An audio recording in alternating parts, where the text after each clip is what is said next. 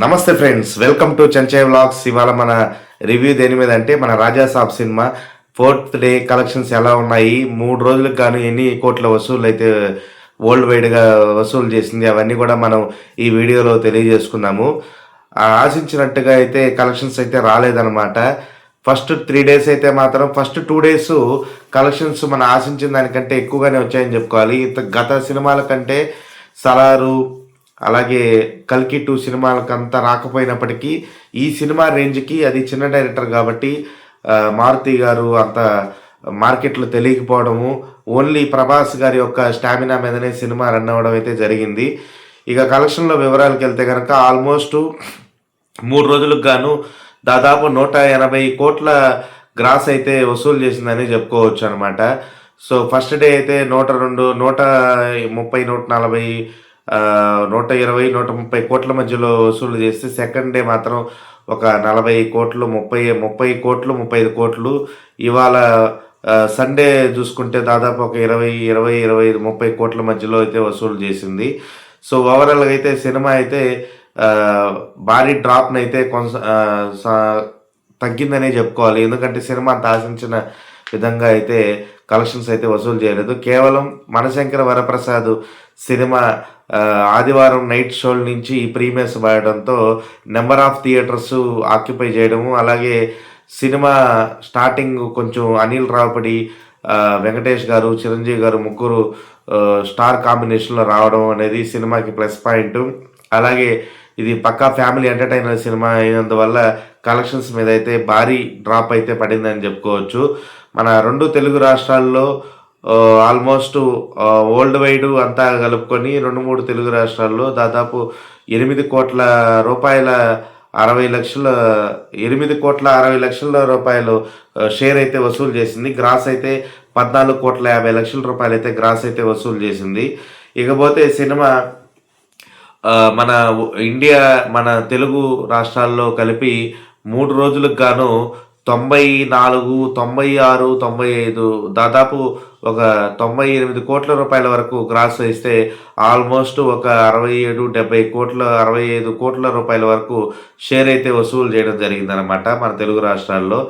నేనైతే ఇవాళ 100 కోట్లు అయితే తెలుగు రాష్ట్రాల్లో కంప్లీట్ చేస్తుందని అనుకున్నాము.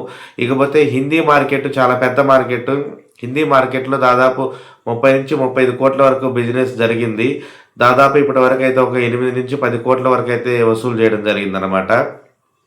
ఇకపోతే కర్ణాటకలో కూడా ఆల్మోస్ట్ దాదాపు ఒక 7 నుంచి 8 కోట్ల రూపాయలు అయితే వసూలు చేయడం జరిగింది.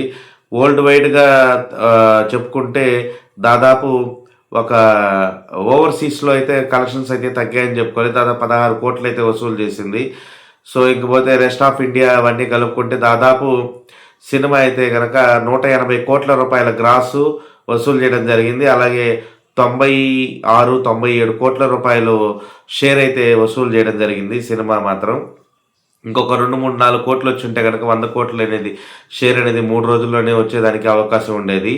ఇకపోతే మనకి తెలుగు రాష్ట్రాల్లో నైజాం పరంగా ఎత్తుకుంటే కనుక దాదాపు 46 కోట్ల రూపాయల బిజినెస్ జరిగితే దాదాపు 27 కోట్ల రూపాయలు అయితే షేర్ అయితే వసూలు చేయడం జరిగింది 3 రోజులకు గాను. ఒక 3వ రోజు మాత్రమే 3 కోట్ల 50 లక్షల రూపాయలు అయితే వసూలు చేయడం జరిగింది. ఇకపోతే మనకి ఆంధ్రాలో దాదాపు నెల్లూరు 2 కోట్ల 49 లక్షల వరకు వసూలు అయిందనమాట ఇప్పటిదాకా. ఈస్ట్ గోదావరిలో దాదాపు 6 కోట్ల చిల్లర, వెస్ట్ గోదావరిలో దాదాపు 4 కోట్ల చిల్లర, అలాగే గుంటూరులో దాదాపు ఒక 4 నుంచి 5 కోట్ల మధ్యలో అయితే వసూలు చేయడం జరిగింది. అలాగే ఇకపోతే సీడెడ్లో అయితే మాత్రం 1,20 లక్షలు, అంటే దాదాపు ఒక 6 కోట్ల నుంచి 7 కోట్ల మధ్యలో అయితే వసూలు చేయడం జరిగింది. సినిమా ఓవరాల్గా 3వ రోజు 8 కోట్ల 20 లక్షల రూపాయలు, అంటే చాలా దాదాపు 2వ రోజుకి 3వ రోజుకి 5 కోట్ల దాకా అయితే కలెక్షన్స్ అయితే తగ్గాయని చెప్పుకోవాలి.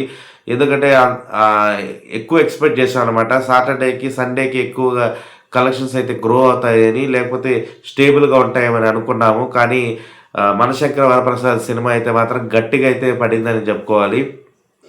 ప్రీమియర్స్ నుంచే సినిమా హిట్ టాక్ దూసుకురావడం, అది కాక కాంబినేషన్ బలంగా ఉండడం వల్ల సినిమా అయితే రాజాసాబ్ సినిమాకి అయితే కొంచెం కలెక్షన్స్ అయితే హెవీగా డ్రాప్ అయ్యాయని చెప్పుకోవాలి. ఓవరాల్గా సినిమా వరల్డ్ వైడ్ 96-97 కోట్ల మధ్యలో షేర్ అయితే వసూలు చేయడం జరిగింది రాజాసాబ్ సినిమా. దాదాపు 47% రికవరీ అయితే చేయడం జరిగింది ఈ 3 రోజుల్లో. మండే రోజైతే మాత్రం హెవీ డ్రాప్స్‌నైతే సొంతం చేసుకుందని చెప్పుకోవాలి. ఇవాళ మార్నింగ్ షోల నుంచి కూడా సినిమా అయితే మనశంకర వరప్రసాద్ సినిమా బలంగా ఉండడము, అలాగే హిట్ టాక్‌తో దూసుకుపోవడం వల్ల పక్కా ఫ్యామిలీ ఎంటర్‌టైనర్ సినిమా అది. ఇవాళ మేము సినిమా కూడా వెళ్ళి వచ్చాము. సినిమాకైతే మాత్రం మంచి రెస్పాన్స్ ఉంది. ఫ్యామిలీతో కూడా వెళ్ళాము. సినిమా అయితే చాలా బాగుంది. ఫ్యామిలీ అందరూ కలిసి వెళ్ళి సరదాగా ఎంజాయ్ చేసే సినిమా అనమాట సంక్రాంతికి. కొన్ని సినిమాలు ఏ టైంలో ఎప్పుడు రిలీజ్ చేయాలనే దాన్ని బట్టి కూడా సినిమా సక్సెస్ అనేది ఆధారపడి ఉంటుంది.